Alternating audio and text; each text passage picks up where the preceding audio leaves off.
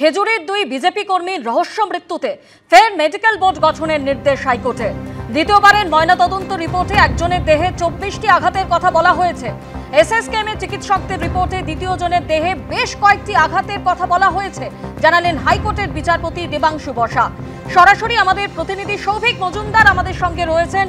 সৌভিক, যেখানে দ্বিতীয়বার ময়নাতদন্তে একজনের দেহে একাধিক আঘাতের কথা বলা হয়েছে এবং এই দুই বিজেপি কর্মীর রহস্য মৃত্যুতে ফের মেডিকেল বোর্ড গঠনের নির্দেশ দিল হাইকোর্ট, মাননীয় বিচারপতি ঠিক আর কি বললেন এ বিষয়ে?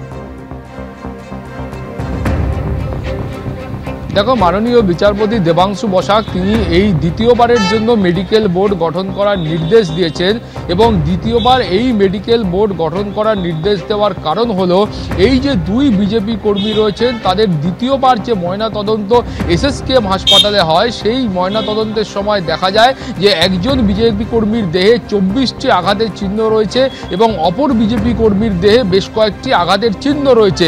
কিন্তু প্রথম যে ময়নাতদন্ত হয়েছিল জেলা হাসপাতালে সেখানে কিন্তু এই আঘাতের চিহ্নের কথা সেই রিপোর্টে উল্লেখ ছিল না। ফলে সেই কারণেই মাননীয় বিচারপতি দেবাংশু বসাক তারা কিন্তু বিশেষজ্ঞদের কাছ থেকে এই মতামত চেয়েছেন যে এই যে দুটি ময়নাতদন্তের রিপোর্ট রয়েছে সেই রিপোর্ট নিয়ে নতুন করে বিশেষজ্ঞদের কি বলার রয়েছে। এছাড়াও তিনি জানতে চেয়েছেন যে এই আঘাতের চিহ্নগুলির মধ্যে কোন আঘাতগুলি সম্ভাব্য মৃত্যুর কারণ হতে পারে সেই সম্পর্কে তিনি কিন্তু বিস্তারিত তথ্য চেয়েছেন। ফলে 18ই সেপ্টেম্বরের মধ্যে স্বাস্থ্য দপ্তরকে এই নতুন মেডিকেল বোর্ড গঠন করে রিপোর্ট কলকাতা হাইকোর্টের কাছে পেশ করতে হবে এবং তারপরে এই মামলার পরবর্তী পর্যায়ের বিচার প্রক্রিয়া চলবে। তুমি জানো যে যখন এই অস্বাভাবিক মৃত্যুর ঘটনা ঘটে সেই সময় প্রাথমিক পর্যায়ে বলা হয়েছিল যে বিদ্যুৎ স্পৃষ্ট হয়ে এই দুই বিজেপি কর্মীর মৃত্যু হয়েছে এবং তারপরে যখন পরিবারের তরফ থেকে তারা কলকাতা হাইকোর্টের সিঙ্গেল বেঞ্চে আসেন এবং এসে তারা বলেন যে দ্বিতীয়বার ময়নাতদন্ত করা হোক, সেই আবেদন কলকাতা হাইকোর্টের সিঙ্গেল বেঞ্চ খারিজ করে। পরিবার এই নির্দেশকে তারা চ্যালেঞ্জ করেন, ডিভিশন বেঞ্চে যান এবং সেখানে বলা হয় যে আবার দ্বিতীয়বারের জন্য ময়নাতদন্ত করতে হবে এবং সেটা কলকাতার এসএসকেএম হাসপাতালে করতে হবে। ফলে সেই নির্দেশ মোতাবেক কিন্তু দ্বিতীয়বারের জন্য ময়নাতদন্ত হয় এবং একজন বিজেপি কর্মীর দেহে সেখানে বেশ কয়েকটি আঘাতের চিহ্ন পাওয়া যায়। ফলে তারপর থেকেই কিন্তু পরিবারের তরফ থেকে এই দাবি করা হয় যে অবিলম্বে এই মামলা সিবিআইকে দেওয়া হোক এবং সিবিআই হচ্ছে একমাত্র উপযুক্ত সংস্থা। তোমার মনে থাকবে যে মাননীয় বিচারপতি তীর্থঙ্কর ঘোষ তিনি বলেছিলেন যে এই মামলায় এই মুহূর্তে সিবিআই এর কোনো প্রয়োজন নেই। তিনি সিআইডিকে বলেছিলেন এই গোটা মামলাটার ইনভেস্টিগেশন করে রিপোর্ট জমা দেওয়ার জন্য। পরিবারের তরফ থেকে তারা সেই সিদ্ধান্তেরও বিরোধিতা করেন এবং তারা ফের ডিভিশন বেঞ্চে চান এবং ডিভিশন বেঞ্চে এই মামলা বর্তমানে বিচারাধীন রয়েছে। সেই মামলার প্রেক্ষিতেই আজকে কিন্তু মেডিকেল বোর্ড গঠন করার কথা বলা হয়েছে এবং 18ই সেপ্টেম্বর পরবর্তী শুনানি হবে এবং সেই সময় পরবর্তী পর্যায়ের নির্দেশ কলকাতা হাইকোর্ট দেবে। ধন্যবাদ সৌভিক। ইডির তলবে দিল্লিতে অভিনেত্রী ও যাদবপুরের প্রাক্তন তৃণমূল সাংসদ মিমি চক্রবর্তী। ইডির সদর দপ্তরে আজ জিজ্ঞাসাবাদ করা হবে মিমি চক্রবর্তীকে। বেটিং অ্যাপ মামলায় জিজ্ঞাসাবাদের জন্য সমন পাঠানো হয় তাকে। কাল অভিনেত্রী উর্বশী রাউতেলাকেও জিজ্ঞাসাবাদের জন্য তলব ইডির। কাল অঙ্কুশকে সিজিও কমপ্লেক্সে হাজিরার নির্দেশ, সূত্র মারফত খবর।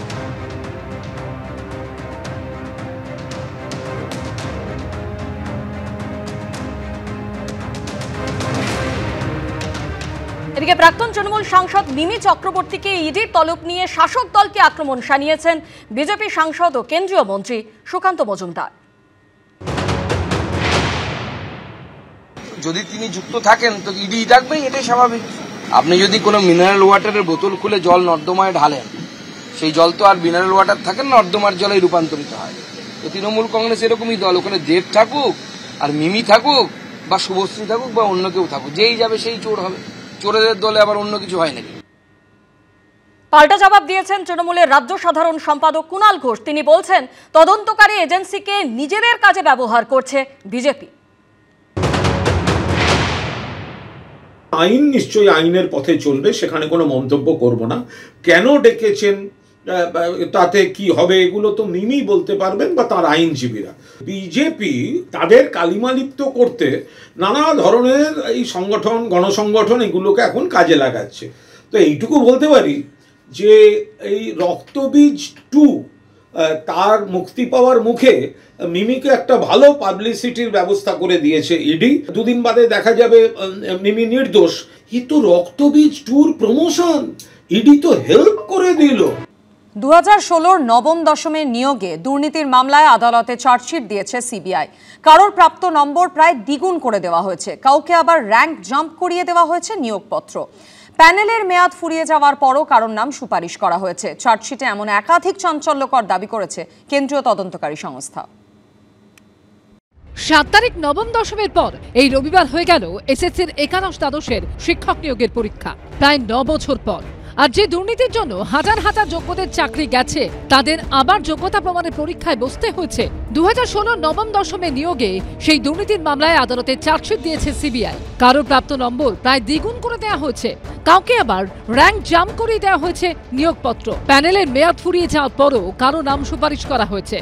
চার্জশিটে এমন একাধিক চাঞ্চল্যকর দাবি করেছে সিবিআই, যেমন এসএসসির নবম দশমের এক পরীক্ষার্থী ছায়া মণ্ডল। ওএমআর মূল্যায়নের দায়িত্বে থাকা সংস্থা নাইসার থেকে পাওয়া তথ্য অনুযায়ী তার ওএমআর স্কোর 22।